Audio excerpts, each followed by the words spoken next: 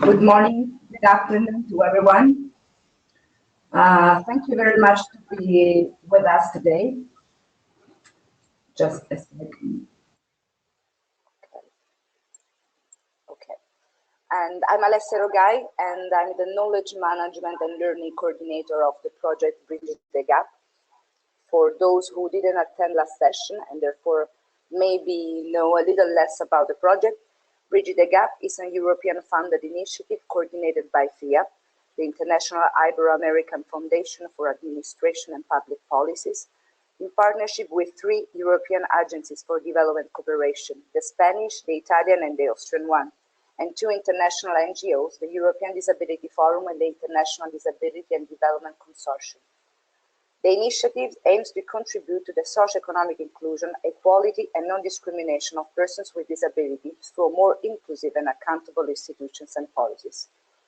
In the framework of the knowledge management strategy developed within the project, we built a webinar-based training cycle to gradually explore the different cross-cutting issues taken into consideration by the project action. The first session of this training cycle was an introduction to the UN Convention on the Rights of Persons with Disability, its principle and structure. For those who missed it, you can find the video of the first webinar on the project website, on Facebook and Twitter pages, and on YouTube channels. You can find the links here in the chat box. Today, we are here for the second session titled The Sustainable Development Goals and Their References to the Inclusion of Persons with Disabilities. Persons with disabilities were not considered in the Millennium Development Goals and therefore left at the margins of development initiatives. By contrast, the SDGs do consider persons with disability in 7 targets which explicitly refer to their inclusion. This training session introduces the SDGs, how they connect to the UN Convention on the Rights of Persons with Disability, and how to develop a CRPD-compliant SDG strategy. To help us today to answer fundamental questions about the SDGs and their explicit reference to disability, such as why they are so important, who it involves, and what has to be done to respect the rights of persons with disability in line with the CRPD, we have the chance to have here with us Marion Steff, the SDGs Coordinator at the European Disability Forum. Marion works on reinforcing EDF advocacy platform to influence the European approach to the SDGs. She's engaged in building the capacity of organization of persons with disability for inclusive SDGs at national level, and she also worked on international coordination projects with EDF. Previously, Marion was a policy advisor at Site Server, and early in her career, she conducted a study for the World Bank on higher education and disability in Indonesia. She worked also in the research team of Montreal Rehabilitation Center, and also she co-managed the Center for Disability Studies and Services, always in Indonesia. What I can say, Marion, your curriculum is really impressive. I would like to go further, but I prefer to give you the floor to take as much as possible all your experiences on this important subject. Just before starting, I would like to give a couple of technical tips to the audience. The webinar is live captioned, and the link to follow the live captioning is here in the chat box, or you can find it in the reminder email you received previously. So, well, now for real, I give you the floor to Marion, and thanks a lot. Hello. I'm just wondering if you all can hear me well. I guess you can. So my name is Marion Steff. I work for the European Disability Forum. I'm the Sustainable Development Goals Coordinator, SDG. Well, thank you, Alicia, for giving me the floor, and also thank you for the invitation from Bridging the Gap to talk about the SDGs. Before going further, I would like just to talk quickly about EDF. EDF is stand for the European Disability Forum, and it's an organization of persons with disabilities. So it's a DPO. We represent the interest of 80 million of Europeans with disabilities. So it's really very much a unique platform which brings together a representative organization of persons with disability from across Europe. EDF is run by a person with disability and their families. So today I'll be asked to talk about the SDGs. And I think for me it's very important that before going further, I also talk about the 2030 agenda. So I just changed slide. And on the slide I have in front of me, that you have in front of you, I've actually put the publication of the 2030 Agenda for Sustainable Development. And it's also, I changed slide, it's also called the 2030 Agenda. The SDGs are actually part of the 2030 Agenda. So pretty much what is important to know is that the 2030 Agenda for Sustainable Development is a universal commitment.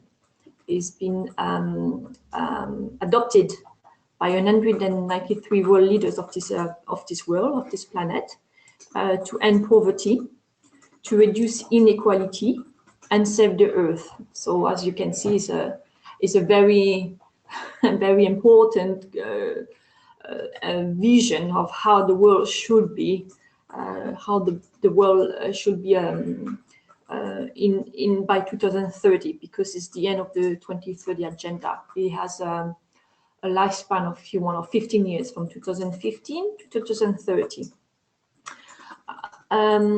People like to say that it's the agenda of the people, by the people, and for the people.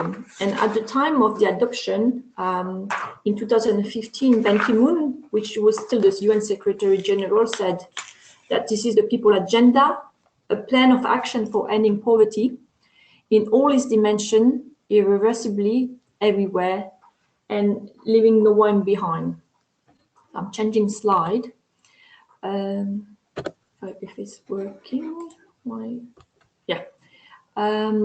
So really, it's the people agenda, because if you remember, before the SDG, before the 2030 agenda, we had the Millennium Development Goals, and it was 8 goals that were agreed in 2000 by the United Nations. There was not so much any really consultation with civil society organization.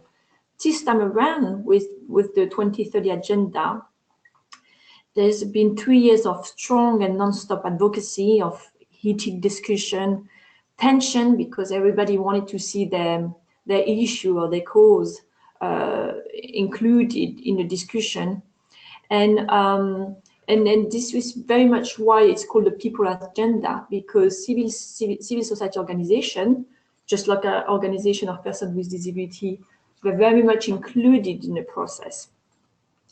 The 2030 agenda as a motto, which is to leave no one behind. So the idea is really to get the people who are most at risk of marginalization, just like people with disabilities. And what is important to remember for people working in that field, or working in the disability movement, is that people with disabilities are very well represented in that document, in the 2030 agenda. So I'm changing slide. And in fact, we have 11 times a reference to people with disability in the 2030 agenda. So 3 times in the declaration, once in a paragraph on human rights, another one in vulnerable groups, and another time in education. 7 times in a target of the SDGs, so in education, in employment, in reducing inequalities, in inclusive cities, and in means of implementation and data. And a last time in follow-up and review on the paragraph on data disaggregation. So this is the 2030 Agenda for Sustainable Development. And if you think about it, well, if you read the document, I should say, you will see that the SDGs is actually a chapter of the 2030 Agenda. So first you've got, in the 2030 Agenda, you've got the preamble, then you have the declaration, then you have the chapter on the SDGs, then you have the means of implementation, and then the last chapter is called follow-up and review. So the SDGs, I put a picture of the SDGs in front of you. And it's a set of 17 goals, and I'm gonna read them out loud. The first one is about poverty. The second goal is on zero anger. The third one is good health and well-being. The fourth goal is quality education. The fifth goal is gender equality. The sixth goal is clean water and sanitation. The seventh goal is affordable and clean energy. The eighth goal is decent work and economic growth. The ninth goal is industry, innovation, and infrastructure. The 10th goal is reduced inequalities. The 11th goal is sustainable cities and communities. Goal number 12 relates to responsible consumption and production. Number 30 relates to climate action. Number 14, life below water. Number 15, life on land. Number 16, peace, justice, and strong institution. And the last goal is the partnerships for the goals. I'm going to change slide. The Sustainable Development Goals, or the SDGs, also known as the global goals. So you might hear sometimes SDGs, or you might gonna hear global goals. It's actually the same. And this is what I was saying earlier. The SDGs are actually the chapter 3 of the 2030 agenda.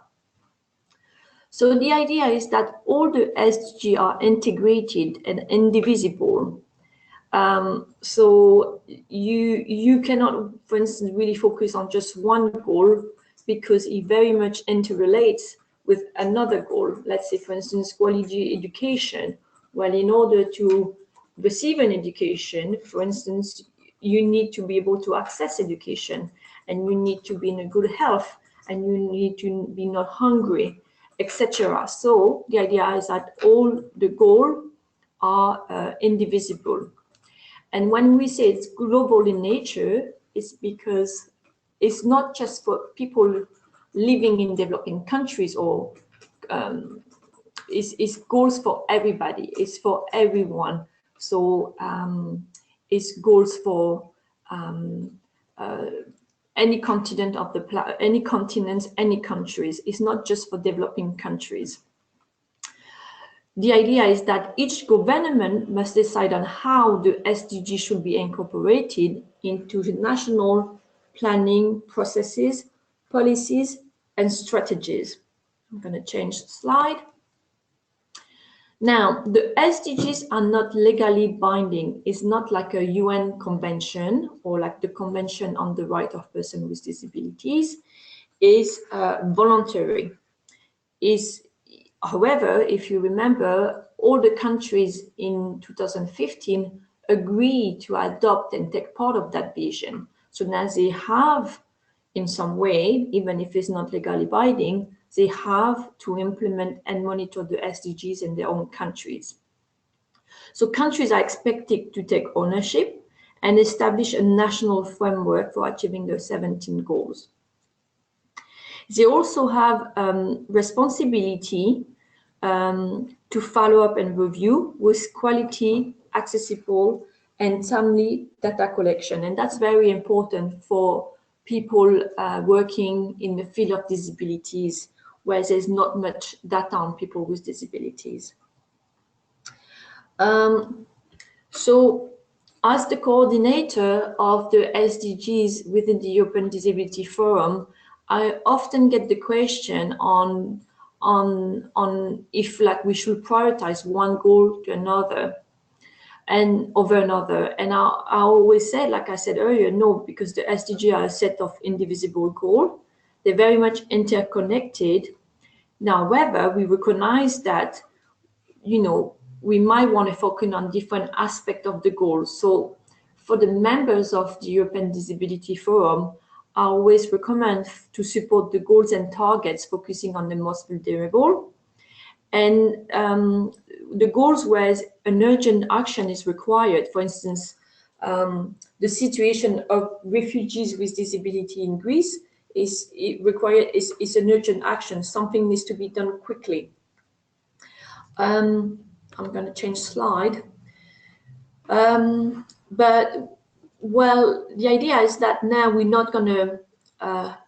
We're not having more work to do. It's just we need to use what's been done, what's already in place, or what's been already created by, for instance, the convention.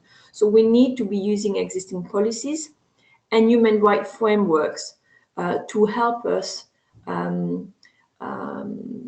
using those goals. And of course, what is important to do is to work with partners to address the goal and the targets, because not everybody has the capacity to focus on each goal.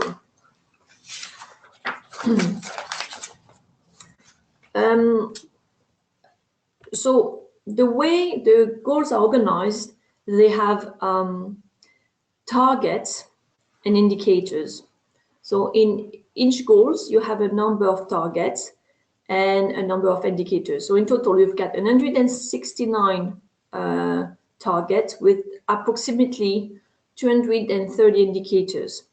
That was set up by a consensus of experts. So I think my presentation there will be shared. So as much as I could, I provided the links of all the documents I talk about. So you will have access to the full list of indicators and target.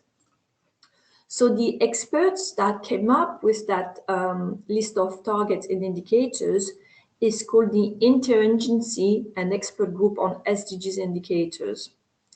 And that group is composed of member states, as well as regional and international agencies, as well as, for instance, national statistical offices, etc.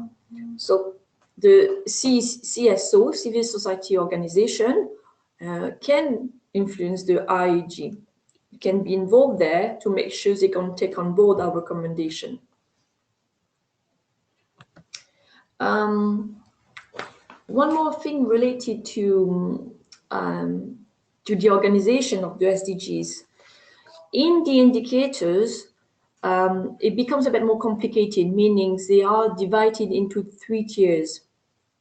So tier 1 means that the data is available, countries are already collected that data, and is regularly produced by countries. So that's the type of indicators that you can easily collect the data for. Then tier 2 is an indicator that conceptually is clear. There is an established methodology and standards, but data is not always regularly provided by countries. And the tier 3 is where there is actually no established methodology, and we don't really know how to do it. We have the indicator, but we don't know how to collect the data. And that's very important for us because so if you remember, I was telling you that the SDG is a chapter of the 2030 agenda. In that chapter, the SDG have been taken and expanded. And in it now, there's 19 references to people with disability. So one in the introduction, which actually, let me take my paper, at the top of the list of the SDGs indicators, it says that the indicators should be disaggregated where relevant by income, sex, age, race, ethnicity, migratory status, disability, and geographic location or other characteristic in accordance with the fundamental principles of official statistics. So that's very important for us because whenever it's possible, whenever it's relevant, data should be disaggregated by disability. Then we also have 7 times disability in the target and 11 times in the indicators. Now, as you can see, there's only 1 indicator in tier 1, 4 indicators in tier 2, and 5 indicators in tier 3. And 1 indicator that is all 3 tiers. It means that the indicators that the 5 indicators that relate to disability in tier 3, it could be a bit difficult to obtain, to get the data on disability. Even if it's wanted, it would be difficult to get. So the IAG, the group of experts, is working on that to see how it will be achievable for the different countries in the world. So I can come back on that, or if you have any question now, I can maybe take a break and answer some question before I go further. Yes, thanks a lot, Marion. If you want now, you can make some question. We take 10 minutes for question and answer, and you can text your question in the chat box, or and I will read them one by one, or you can raise your hand and I will give you directly the floor to make your question to Marion.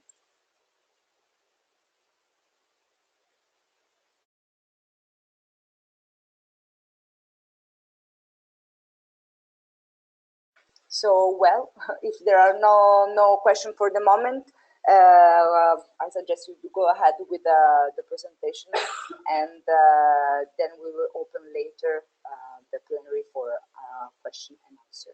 Thanks a lot, Marion. Okay, so now I'm going to explain what's the link with the United Nations Convention on the Right of Persons with Disabilities. So, like I said earlier, the SDGs are not legally binding, contrary to the CRPD, which is legally binding. However, when I work with the colleagues at EDF or the members of EDF, I always recommend to use the SDGs and the CRPD together. With the way we see that EDF is that really the SDGs is a roadmap or a platform to implement the Convention on the Right of Persons with Disabilities. For instance, through the implementation of the SDGs, more data will be available for the implementation and the monitoring of the CRPD. Now, the reality is that it's really up to us, organization of persons with disability or the disability movement and all the allies, to provide this connection and the synergy between the CRPD and the SDGs to ensure persons with disability are included.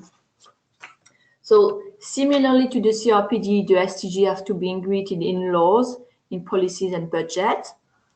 And as you know, the CRPD focuses on disability, but the SDG mainstream the human right of persons with disability. So when you get involved in the SDGs, and I'm sure some of you are, you realize that it's not just the disability movement is there, it's all the different stakeholders in all the different fields that relates from to the environment, to the economy, to everything you can think on this planet. So from a national perspective, there's considerable overlap between the provision of the CRPD and the SDGs. And there's really only 3 goals that do not have some specific links to article within the CRPD. Is the goal number 12 on responsible consumption and production, the goal 14 on life below water, and the goal 15 life on land. Here we have on this slide, this new slide, is a picture or more like a drawing or schema of the link between the SDG and the CRPD. Because actually, for instance, if we take the goal number 1, which relates to no poverty, that goal relates to all the articles of the CRPD. And if I take, for instance, number 4 on quality education, that relates directly to Article 24 of the CRPD, etc. So the articles of the CRPD are directly related to the SDG, to the targets and the indicator of the SDG. That's why the SDG and the CRPD should be using together. So for those of you working on the CRPD, you know that in June there's the Conference on State Parties to monitor the implementation of the CRPD in the different countries. Well, there's something, let's say, slightly similar, which is called the High-Level Political Forum, but this is to monitor the SDGs. So it's every July in New York at the United Nations, and it's very much a global structure to set up to assess progress, achievement, and challenges faced by all countries as they implement the 2030 agenda. So each country are encouraged to report on their progress at least twice in 15 years, and it's a voluntary process. So for instance, in this summer, in July, we're going to have 47 countries that decided to showcase their progress. So when it comes to bridging the gap, I wrote the different countries that relate to the project. For instance, Ecuador, Paraguay, Spain, and Sudan is going to showcase their progress this summer in July in New York.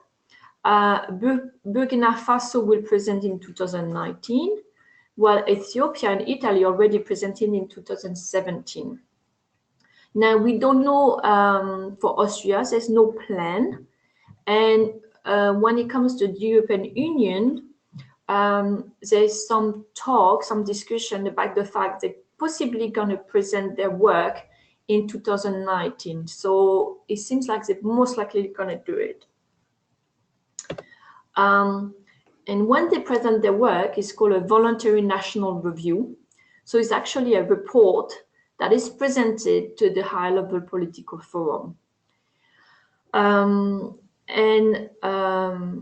So the idea is they need to showcase how they have incorporated the SDG into their national development plans and budget. And the VNR is very important because the process to lead to the report should be inclusive, with the possibility for civil society organization to share on the progress of the SDGs. I'm almost finished there. I'll just go like to explain what is the impact on the SDGs on our work. I think it's quite clear that the SDG is now a powerful tool and a clear roadmap to eradicate poverty, reduce inequality, and save the planet. The reality, what we realize is that government, private sectors, donors have started to align to the SDGs. So for instance, when funding is allocated, government have a tendency to follow the SDGs because, like I said, it's a clear roadmap. So it's very important to start working on SDGs in the disability movement to make sure that it's also implemented at the national level, at the local level, etc. I have 2-3 slides on suggestion on how to engage in SDGs. So this is what I've been suggested to EDF members is, for instance, to find out what your government has done so far and then what it's planning to do. It's also important to find out what civil society organizations are doing. And because, for instance, in Europe, we've got a civil society organization called SDG Watch Europe, which is a platform where all the European organizations are part of it, so we can update each other what's happening on the SDG at the European level. It's also important to find out what's happening at the national level if there's a civil society coordination, and if you can take part of that civil society mechanism. For those working on the CRPD, you can find out who the government, the focal point is for the CRPD and advocate for the SDGs awareness.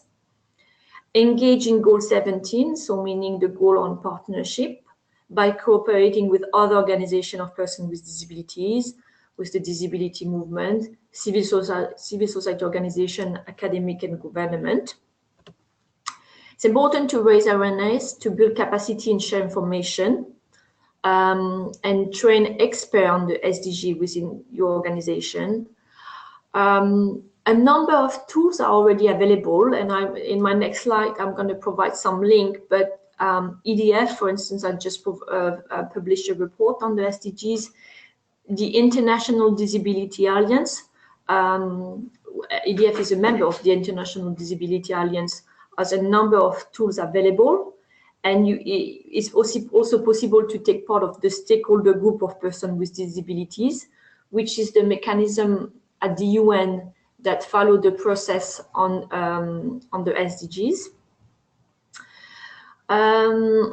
You can also engage with the National Statistic Office and find out what type of data is being collected, and advocate for SDG indicator to be translated at the national and with data disaggregated by disability.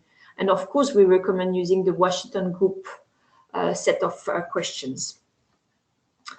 So this is my last slide. So for instance, I put some 4 ideas of materials that is possible to use.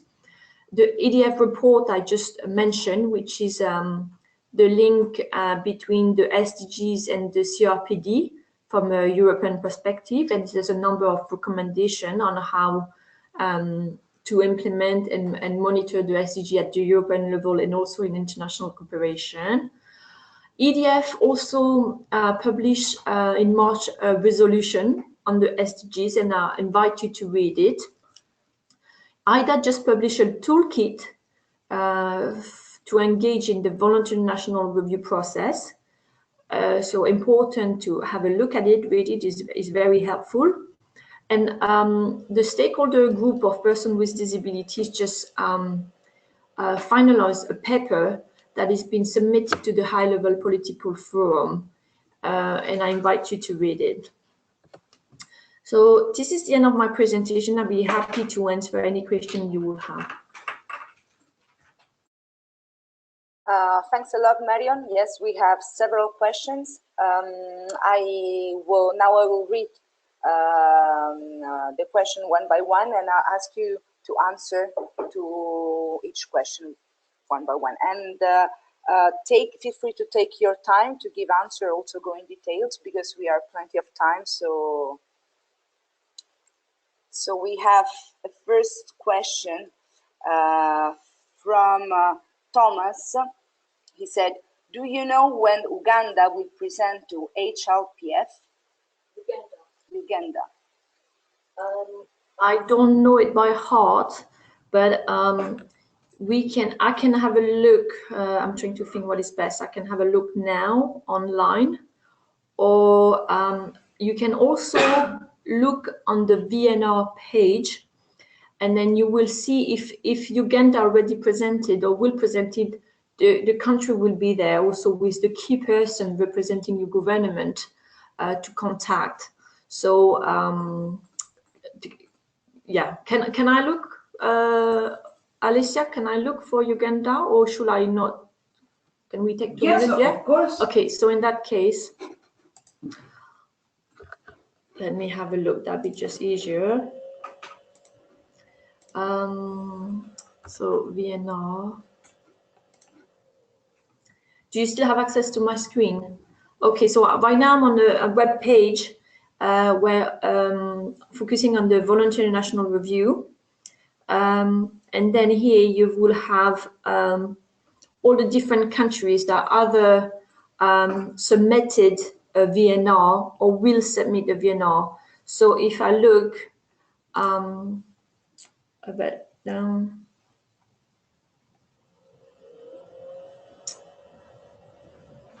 I don't see any plans yet for Uganda. That means they don't have any intention yet. They might gonna, volunteer for next year in 2019. Is not clear yet, and if not, it might be later. For the moment, in 2019, we have 18 countries that already said they will write a voluntary national review.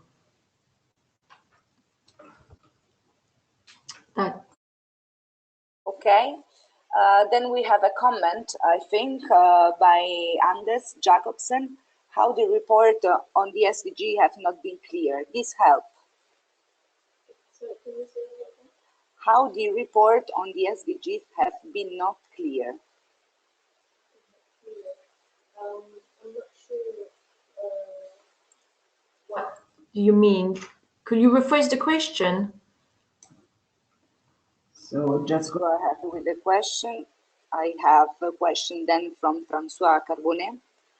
Can we say that the CRPD Article 32 is not only linked to the goal 17, but cross-cutting to all goals, except to the 3 unrelated?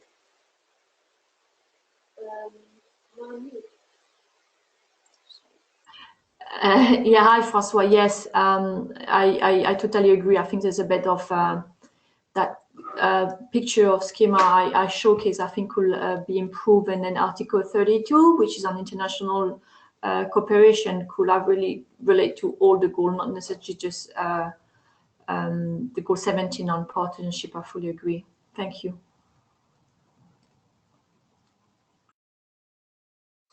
So then we have another question from Andrea Fickmüller.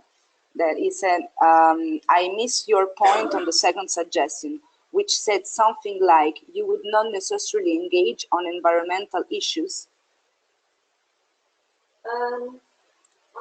I think what I meant to say is that when you work on if you work in the CRPD, you have a tendency maybe to focus on issues that might seem more relevant to people with disabilities.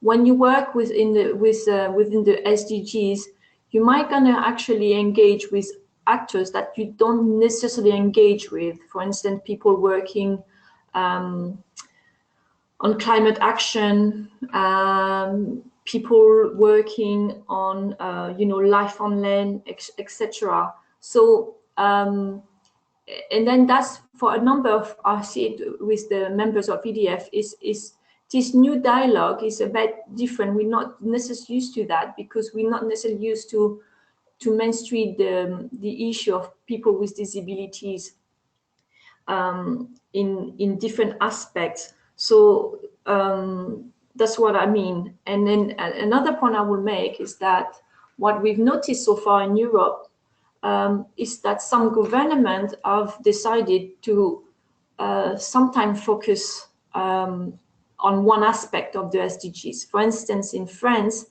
if you try to find the platform within the government that's taking care of the SDGs, you will find that is under the environmental website of the government. So a number of colleagues in the field wonder how really that relates to the issue of persons with disabilities. And then I think it's our role to raise awareness to our government to mention that no, the SDG is not just about the environment, but it really has 3 pillars. The pillars are really are the social pillar, the economical pillar, and the environmental pillar.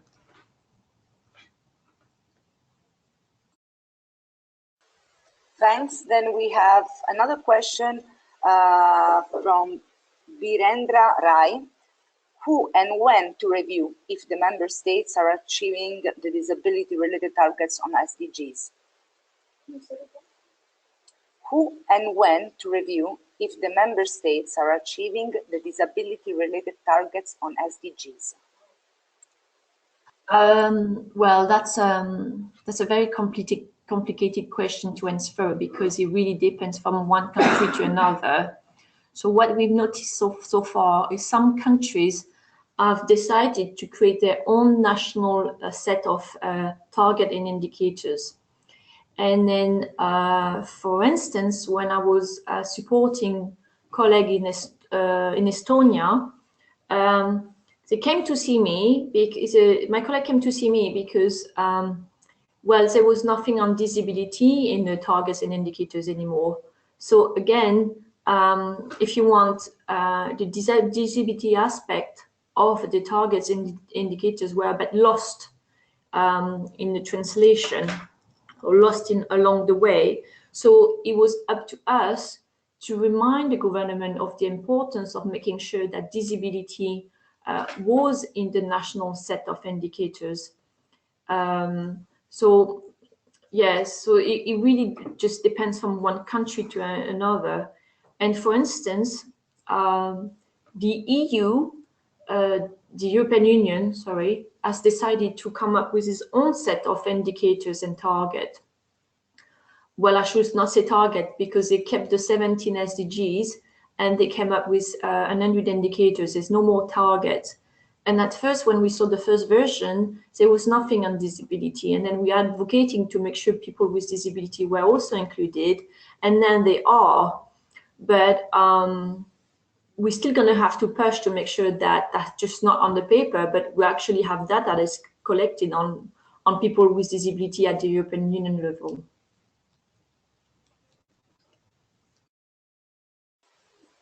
Then we have a couple of questions from Raya. Ask for, can we work on different periods, and then can we work on our monitoring data collection? Can you work on a monitoring data collection? She asks, can we work on our monitoring data collection? I'm not sure what you mean. Is it to like, is it with the government or as a civil society organization, or because because in I guess what's missing a bit in the SDGs is that there's not really room for data collected by civil society organization, or there's no qualitative data, you know. So, but I think it's important to still, as a civil society organization, to continue to share the story we collect, we heard, or the data we collect, to also bring that to governments and showcase what's happening when you, for instance, when you live with a disability. Thanks, Marion. Then we have another question from a person that didn't put his or her name, and said, considering that SDG is not binding as compared to the CRPD, what can DPOs do if their government is not in line with the SDGs? Well, I mean, this is a good question. I'm not sure. There's just so many avenues you could take. I think it's important to continue the advocacy role that we can have on raising awareness, making the link between the SDG and the CRPD, because the SDGs are actually based on human rights conventions. So, but they're very often forgotten when it comes to the implementation of the SDGs.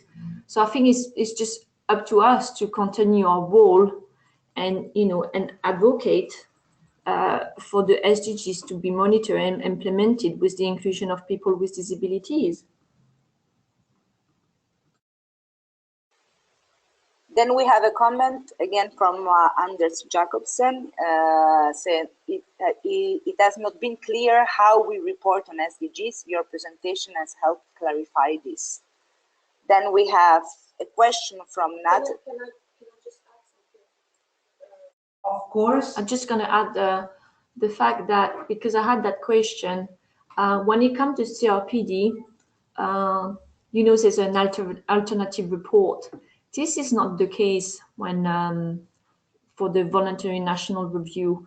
I mean, in some countries, civil society organizations have decided to provide an alternative report with the views of all the stakeholders in the civil society organization. But there's not necessarily an alternative report. It depends on one country to another.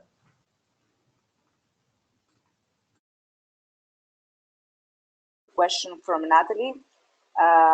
Is the private sector reporting the HLPF, and are the countries and actors somehow obliged to mention disability-related achievements? The private sector doesn't report, but it can be obviously included by the government in the report. Now, there's no, the government do not need to mention disabilities. There's no requirement as such. So that's why I always feel like disability movement have to make that link and advocate to raise awareness even among the governments.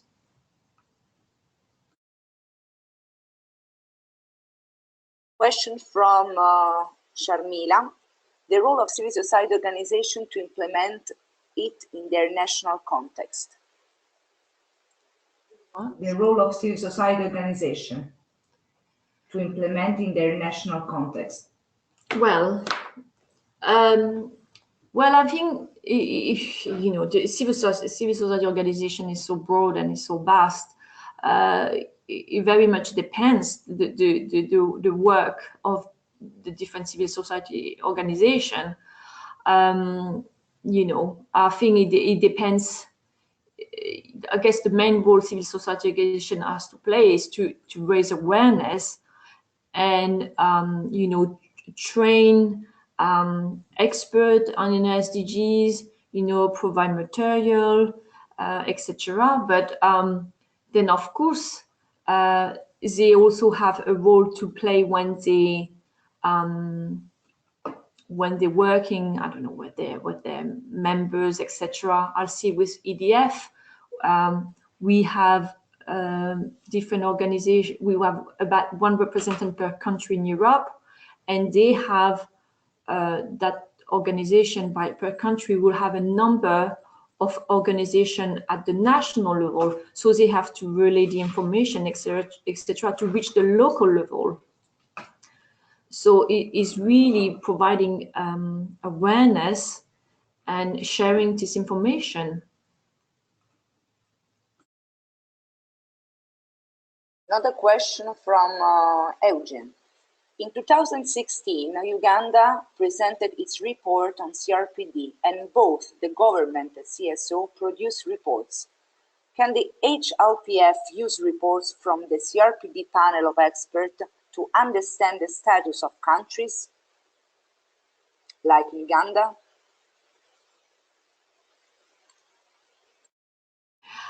Yeah, I think that's the idea. The idea is not to duplicate the work that we're doing. So, for instance, when Uganda would be presenting its voluntary national review, it's already very much important to see what's been done with the CRPD committee, with the different report, and use that. Now, it doesn't mean the government's going to think about using the CRPD reports, but it's up to us to make sure that that report already been, you know, used again. But for instance, when the EU, the EU reported, and then the committee provided its report. I'm not sure how. Trying to remember how it was phrased, but the idea is that when the committee told the EU that it was time to take the SDGs on board also for people with disabilities. So the CRPD committee is very much aware of the SDGs, and they also usually make the recommendation that the SDGs needs to be taken on board by the different government, and that recommendation needs to be used when it's time to report for the voluntary national review. A question from Sapana. Could you please talk a little bit more about the link between SDGs and Sendai framework? Yeah, I won't, because I'm not an expert in the Sendai framework, but I could, if you leave you you know, your details, I will be happy to send you a bit more documentation about that. Another question from Ryan. The goal which is related to the climate, I think climate change, how does it been connected to the CRPD? Yeah, to my knowledge, is when it comes to climate, I don't think there's any article on the CRPD that relate to climate action. Now, correct me if I'm wrong, but I don't think it's the case.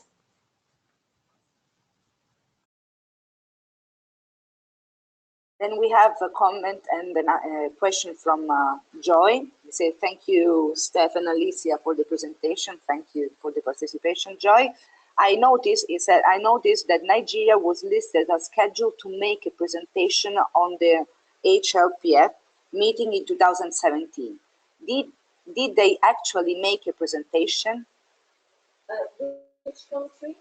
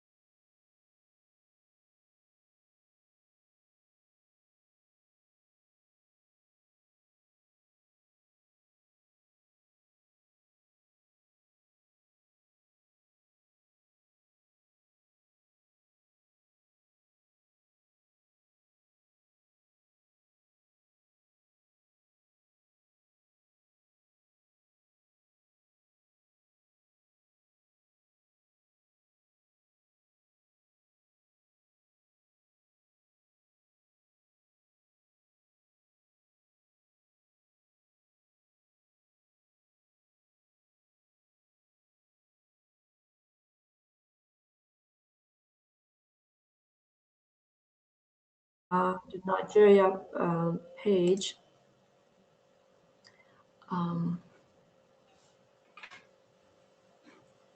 I'll just gonna click on the PDF, and then I believe that will be the full national voluntary review that was provided to the high-level political forum last year.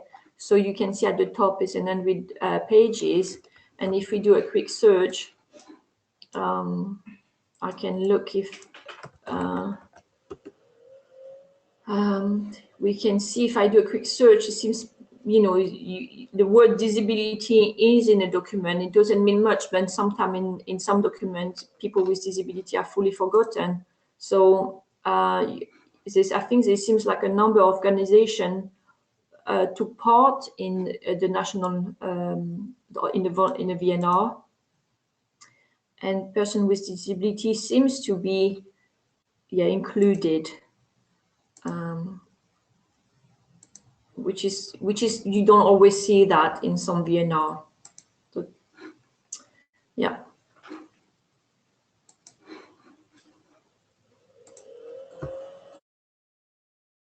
Then we have another question from another anonymous attendee, and said, I think that the SDGs is a very good platform for the implementation of the CRPD, but also I think that the various approaches by governments are a key factor that we as CSOs and DPOs need to look at. If you want to make a comment, reply to this comment. Yeah, I think if like I said earlier, the platform is a very good. The SDG are a very good platform to really use it. To really fight for the rights of persons with disability and to make sure the CRPD is implemented and monitored in the different countries. But there's a really, from one country to another, there's really different ways to make sure the government are implemented the SDGs. So there's no really one answer to how it's done from one country to another.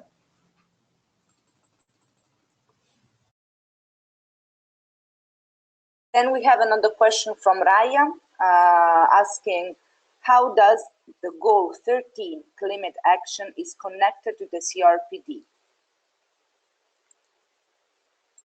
Yeah, I won't answer that because I'm not really an expert on climate action and when it comes to environment. But I mean, I invite you to look at the CRPD and then just do the exercise yourself and see how it could relate to climate action. If you look at the targets and the indicators of climate action, how it relates to the CRPD. And you will receive my presentation, so you will have access to the full list of targets and indicators.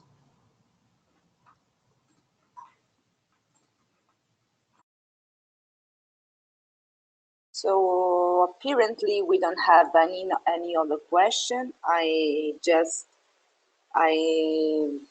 encourage the audience to make other question, to take the opportunities that today we are with the real experts about SDGs. So feel free to make more questions that we have still time. You can also, if you want, raise your hand and directly talk with Marion. I will allow you to talk and I will activate your microphone. So don't be shy, ask to Marion.